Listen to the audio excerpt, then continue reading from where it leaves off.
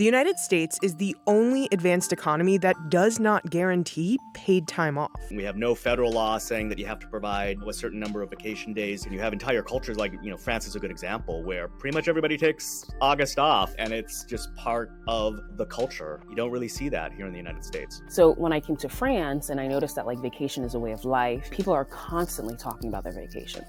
August 15th is actually considered the emptiest day in Paris. Europeans in general will say, you Americans live to work, we Europeans work to live. Even though a majority of Americans do have some kind of paid time off, a little less than half actually take all of their available vacation time. On average, 4 days a year per individual being left on the table as it relates to vacation days. Something I noticed in America, we have vacation days, but do people actually go on vacation? There's a certain fear.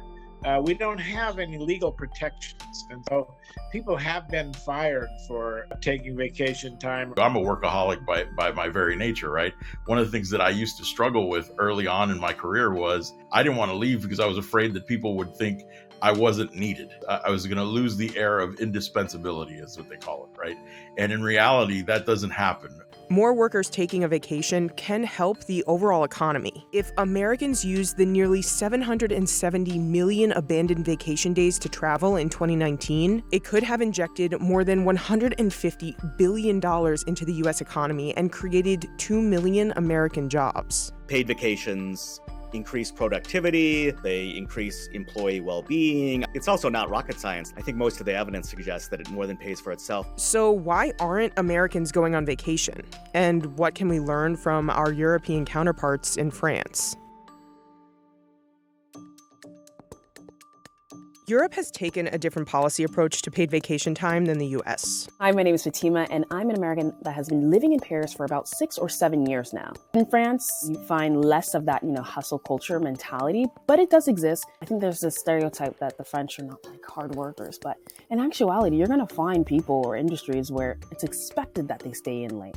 It's expected that they work on the weekend. In the European Union, the floor is 20 days of paid vacation. That's on top of other sorts of paid leave, like paid sick leave, paid new parent leave, that sort of thing. And here we have basically nothing. France provides a minimum of 30 paid vacation days per year. There are also many European countries that have paid holidays, which pushes them past France for most paid days off total. The reason EU workers have these vacation benefits is regulation. The European Union Working Time Directive, which was passed in the early 1990s, requires at least 20 working days of paid vacation in all EU countries. France has gone as far as implementing right to disconnect laws, which regulate after-hour contact between employers and workers in an attempt to protect workers' right to rest. I think the reason why French people take their vacations is because there are really, really strong workers' rights and workers' protections through, the contracts that are set in stone. France prioritizes leisure time so much that the country established a public agency called the National Agency for Holiday Vouchers, which helps people who may not have the funds to go on vacation. So everyone knows France is, on vacation in August, which means that come September 1st, that's when everyone returns. And so in France, they have this thing called la rentrée, which basically means everything's back in session. Businesses close for a couple weeks. I'm talking about your local boulangerie, some restaurants, some stores. It really does range. Some offices even say, okay, we're closed for, a week or two. So our employees must take their vacation at this time as well. I do not think that the fact that these businesses or stores close actually affects the quality of life. Because at the end of the day, in France, it's really about this idea of working to live, not living to work. The U.S. is quite unique. We have no federal law saying that you have to provide, a certain number of vacation days. We have no state laws that say you have to provide a certain number of vacation days to your employees. It doesn't mean that nobody gets paid vacation. It just means that it's up to the employer and the worker. Nearly 80% of full-time private sector workers in the U.S. have access to some sort of paid time off for leisure. But when you dig into those numbers, there's a huge disparity about which Americans actually get it. Only 43% of leisure and hospitality workers have paid vacation time, while more than 90% of those in sectors such as manufacturing, financial activities, and information services do. Even if the U.S. did mandate paid vacation time for workers, cultural attitudes may prevent people from actually using it. 46% of U.S. workers say they don't use all of their time off. Nearly half of those employees worry they might fall behind on their work if they take time off, with nearly 20% thinking it could hurt their career growth and 16% saying they fear losing their job. And more than 40% of workers say they feel badly about their colleagues taking on their workload if they were to take time off. I think in the US, there's this idea that you have to basically fight for your job. Even if you've been in that job for like 5-10 years, you're constantly fighting for your place. You're constantly fighting for your right to stay there. Some Americans also can't afford to take a trip, especially amid rising costs across the board due to inflation. 56% of U.S. adults said they didn't think they could afford to take vacation last year because of inflation. 1 in 3 decided to scale back their vacation instead of skipping it altogether, and the average respondent's budget was around $1,200. More than 35% of the American workforce are freelancers, which means if they take vacation, it's on their dime. Freelancers struggle with work-life balance, with 92% saying they feel pressure to work on vacation.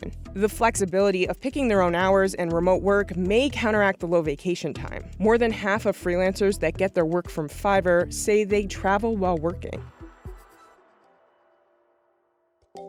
Taking vacation is generally good for the economy. In 2022, there were 2 million trips taken, spending almost $840 billion. That really equates to a significant economic contribution to communities across the country. It also supports 7 million American jobs. Pre-pandemic, the U.S. travel industry employed just as many people as the U.S. auto industry.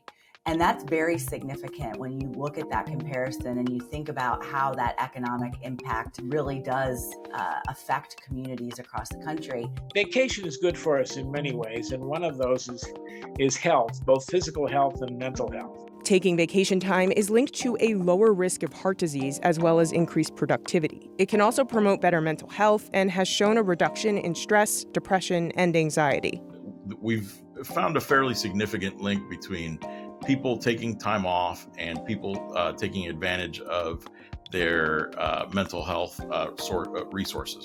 Vacation days can help companies manage their operations better. Paid time off for fun gives employees the opportunity to plan ahead and encourages them not to call out sick at the last minute when they want to take time off. One study found that 11% of workers said they were planning to miss work the day after the Super Bowl, with nearly half of those workers saying they were either going to call in sick the day of or just not show up and not give their job any warning. Vacation can also help workers be more productive. Workers in countries that prioritize vacation more than the U.S. were more likely to work at a faster pace and have better focus. I think people have a stereotype of France in their mind as this kind of lazy culture, right? But if you look at the employment rate there for prime age workers, so basically 25 through 54, it's higher than in the U.S. So they have more people working and they're much more productive per hour. Companies in the U.S. have been experimenting with different PTO packages to encourage employees to take vacation. One policy proposal is unlimited paid time off. While this may sound good in theory, it doesn't always work out in practice. Early adopters reported that employees took less time off than before the policies were implemented. Another policy is mandatory vacation time, where workers are required to take a certain number of days off. This ensures that employees take time to rest at least once a year. Whether or not vacation culture will change in the U.S. is still uncertain.